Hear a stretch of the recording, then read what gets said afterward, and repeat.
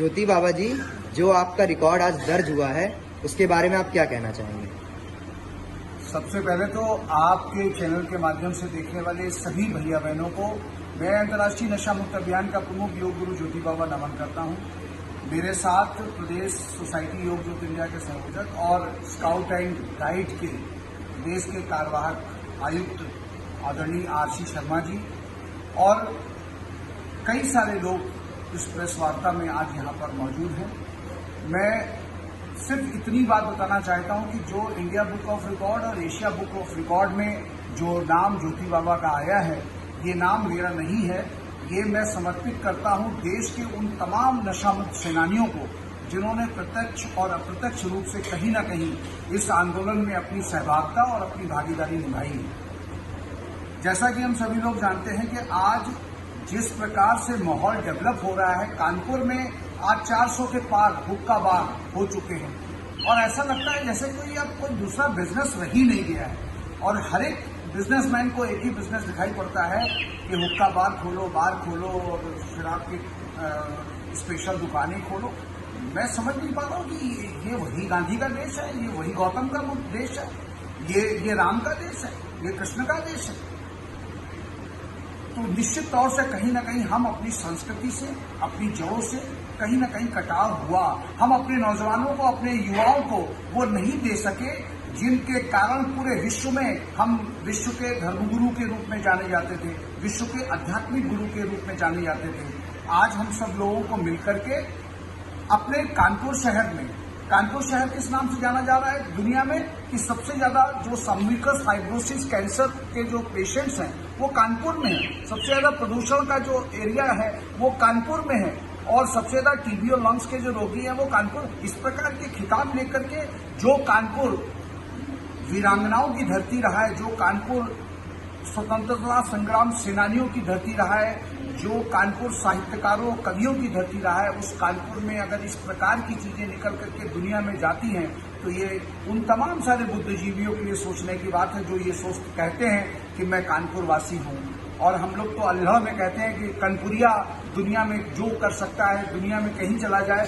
अगर वो कनपुरिया है तो अपनी व्यवस्थाएं बेहतर बनाने में वो कामयाब हो जाता है।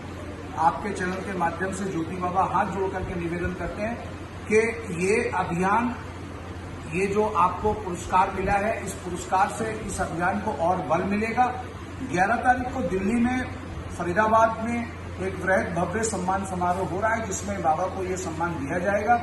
और मैं फिर कहता हूं ये सम्मान मैं उन समस्त नशामुक्त सेनानियों को समर्पित करता हूं जिन्होंने प्रत्यक्ष अप्रत्यक्ष रूप से कहीं ना कहीं हमको सपोर्ट किया है। मुझे याद आता है कि जब 35 वर्ष पूर्व जब एक पढ़ा लिखा नौजवान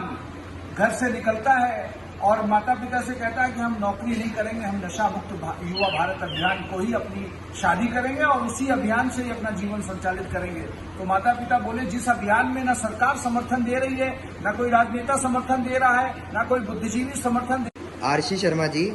ज्योति बाबा जी ने जो रिकॉर्ड बनाया है आप उसके बारे में क्या कहना चाहते हैं? देखिए, मैं कुछ पुरानी बातों को दोहराना चाहूंगा। जैसे कि हमारे गौतम बुद्ध थे,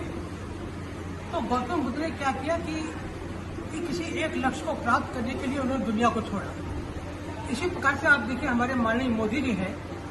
आप देखिए देश की अखंडता, संप्रभुता और देश को शीर्ष स्थान पर पहुंचाने के लिए उन्होंने सब भर का त्याग किया और वही दर्शन मैं ज्योति बाबा में देखता हूं। ज्योति बाबा ने बहुत शुरू से ही